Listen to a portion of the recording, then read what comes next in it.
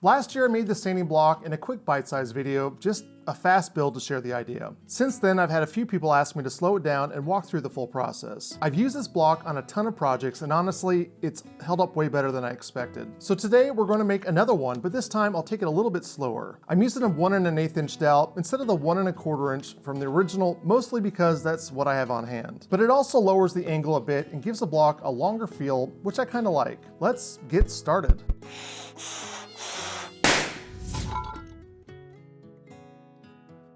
To make this project, you're gonna need a 2x4. I'm using a 2x8 because I'm gonna double this up. You'll need an 1 1/8 dowel, as well as a 3/4 inch dowel. You should be able to make everything with a bandsaw, but I will be using a table saw to get this started. If you are gonna use a table saw, you'll take your sandpaper and line it up to the blade, and now you can move your fence. I've already cleaned this up so that I don't have that rounded off edge, but now I'm just gonna go ahead and run this through. Now we're gonna cut this to a rough size of 8.5 inches. We'll cut our dowels into 3-inch pieces.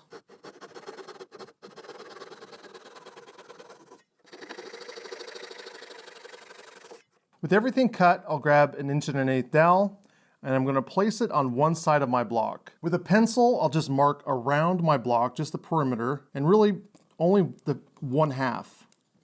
Now I can grab my square, and I'll mark right next to that perimeter.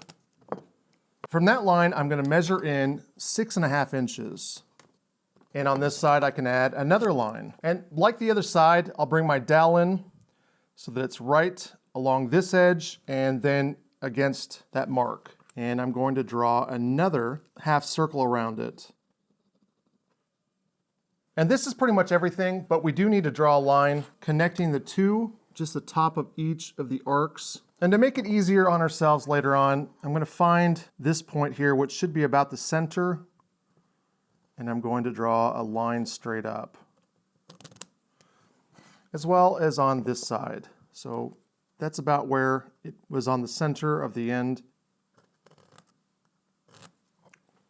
This is a little bit more of a thicker cut, so it's really important that you make sure that you use a square to make sure that that blade is at exactly 90. I'll start by cutting this right through the center of both of these circles, and then I'm going to make relief cuts all the way up to the circle.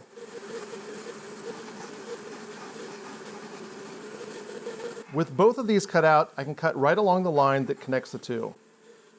Now, this is a really important part. We want to make sure that we round off the end of our 3/4 inch dowel, and I'm just going to take this and go around and just sand it so that I've got kind of a tapered effect. We only need to do it to the 3/4 inch one. The 1 1/8 inch piece is fine the way that it is. Now I can slide one of these out. I'll place this through the block. Then I'll take my 1 1/8 inch dowel, slide that in, and with my tapered end, I'll put it right on the 3/4 inch side. With a few taps, we'll tap this in. And that is in nice and snug. It's not going to go anywhere when you use it. What I like about this is that that contour right there really keeps it from spinning, from moving around, and it also gives you a sanding surface all the way up to the rounded edge of your dowel. When you need to move or replace the sanding belt, which I still haven't done on the original one, I just place a thin block underneath and tap both ends with a dowel. That slowly walks the tensioning dowels out. It's an extra step, but the way this locks in, it really does feel pro level. Totally worth it.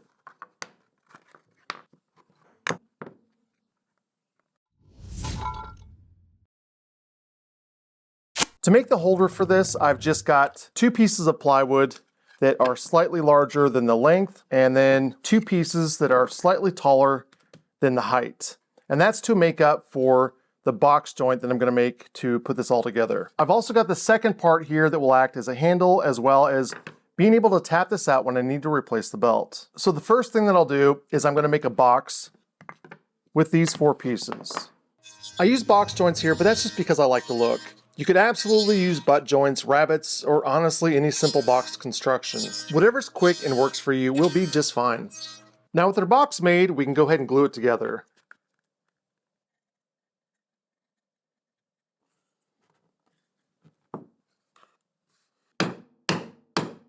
I'll add a few clamps, but just to pull everything tight. Now that the glue is dried, I'm going to cut a notch in the top of this that my handle will fit into. I want to find the center by moving my fence in, just kind of finding the approximate center. And I should note that I have raised my blade about a little over 3/8 of an inch, which is about the thickness of my plywood. I'll make my first cut, flip it, and make a second cut. And then I'm going to move my fence over just a little bit. And we're going to keep doing this until our plywood fits in the top.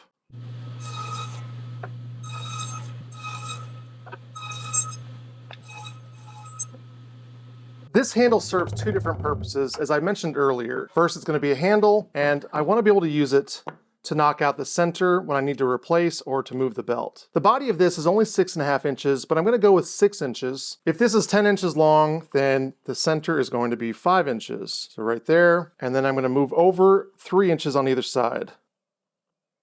You can see my two marks here at the top. I'm going to come down here at the bottom, and I'm going to go up 1 inch on either side. Now I'm going to take something round. It really doesn't matter what you use, so I'm just going to use a sanding pad. Now I want to round the top off a little bit, so I'm just going to use another circle. I'll set my marking gauge to 3/4 of an inch and to 1.5 inches. I went with 3/4 of an inch in, but I think I'm going to go 1 inch in.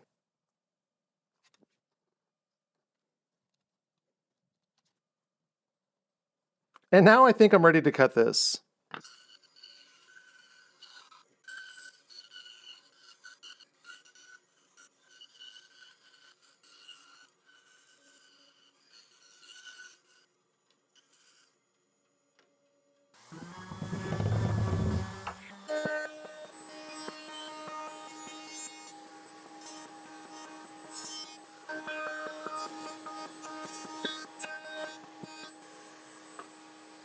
And we'll add a little bit of glue to finish this up.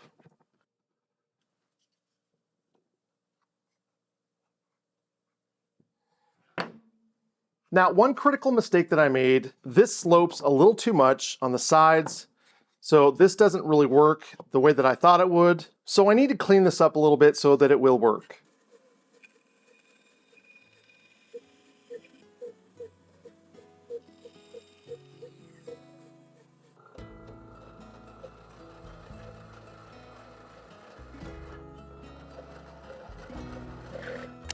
After using this for over a year, I can confidently say I think you'll like it. You can use it as a sanding pad or chuck it in a vise and work the flat face or the rounded ends. And because it uses sanding belts, they just seem to last forever. I'll drop a link in the description for this multi-pack that I picked up. It's pretty inexpensive and it seems to be holding pretty well. Oh, and when the grit gets clogged, just hit it with a rubber cleaning bar.